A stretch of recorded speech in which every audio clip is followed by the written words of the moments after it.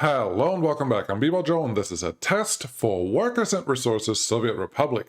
Today we want to find out if the cargo stations or the actual warehouses or open storages are faster for loading and unloading via train. The last test was cool. Let's do another one. This time, this is our setup. We have open storages and warehouses, and a cargo station in all different combinations. This side is going to be the start, this side is going to be the end. The setup is all units of cargo are in here. There are 4 clicks of everything besides uranium oxide in every single one of these storages. In the warehouse, there are 2 clicks of crops and chemicals plus 1 click of everything else. There's 100% in here. The goal is to move cargo from one side to the other with an identical train and identical setup. The only thing that's different is either we are picking up at a storage, we're dropping off at a storage, or we're picking up at a cargo station and dropping off at a storage or a cargo station. So there are 4 of each. I want to find out how they work. Currently, there's no power supplied in here, and I'm going to build the trains so they actually fit in the stations. The next test, we're going to do something similar, and we're going to time this and see if power will make a difference or if the length of the train makes a difference. So let's get started. Okay, we are set up. All the trains are with the identical speed, the identical setups for the different cargo types, and they will all fit into the station. So ready, set, go.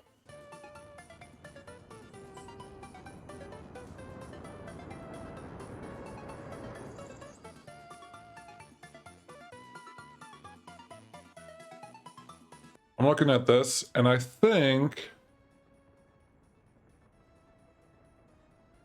it's really close, and there's 7% left. Let's let this run to the end, so we can have a full picture. But it looks like on the warehouses, it didn't make a huge difference. However, the train that is going from warehouse to warehouse is a tiny bit faster than any of the other trains. There is a small difference, yes. But it looks like warehouse picking up by train is fastest. If you like drop off and pick up by train is the fastest in the warehouse. Remember, there's no power connection here at this point.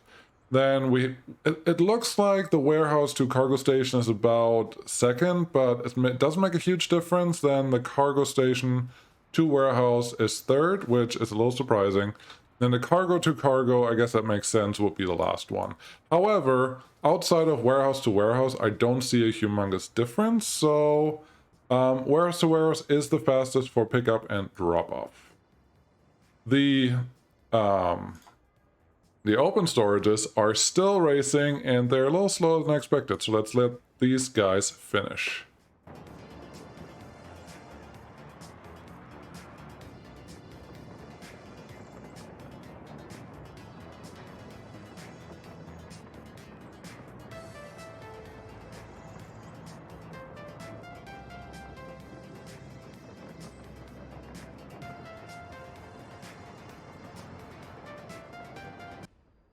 I'm going to stop it right here because we don't have to run this to the finish line. It's clear that the open storage to open storage is faster again. So the storage to storage, pickup, drop off is faster. Then it looks like it's pretty much a tie between picking up from an open storage and dropping off in the cargo station, and cargo station to cargo station, and a cargo station to drop off open storage.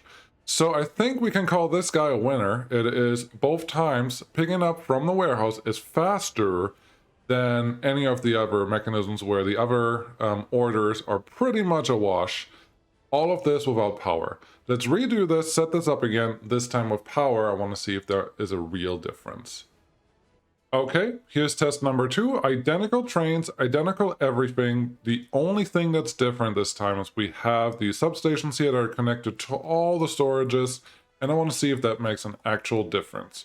So let's start a stopwatch and see what we can see.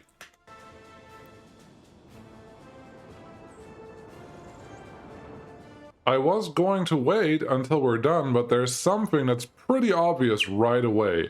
The open storages load up a lot faster with power, a lot faster. You can see up here, the cargo stations, they do have power, are still nowhere near full. And the trains down here that are just connecting directly to the storages are already almost full for the second time, so that makes a huge difference. And as you can see, the cargo station connection here unloads a little slower. So we don't need a stopwatch for this. We can just call this power to the open storages makes a huge difference. It does not feel like it makes a real difference to the warehouses, but maybe just a little bit. Just because they were loading up pretty fast before, but here we are. I'm just going to let this run to completion so we have a timer on this guy. But yeah, we can call this power for open storages, super important.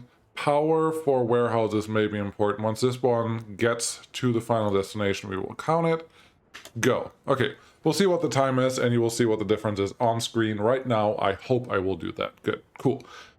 So, that was the second test. The third test, I would like to keep the power on because we know that is the way to go. What we will change is the length of the trains to be longer than the stations. Okay, so we still have power, we have longer trains, and everything else is exactly the same. So let's get started.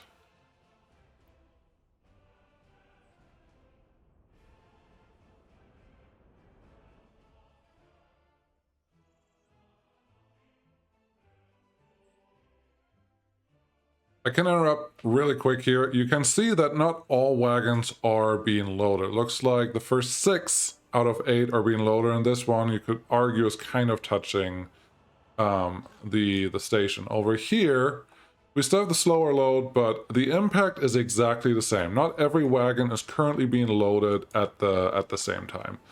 What we have here. Actually, something interesting is happening. I did not expect that. This guy, the cargo stations seem to be faster. Let's check that. You're 0. You're not 0. The cargo station seems to have a bigger reach for longer trains than the warehouse does. That is very, very interesting and not at all what I expected to see.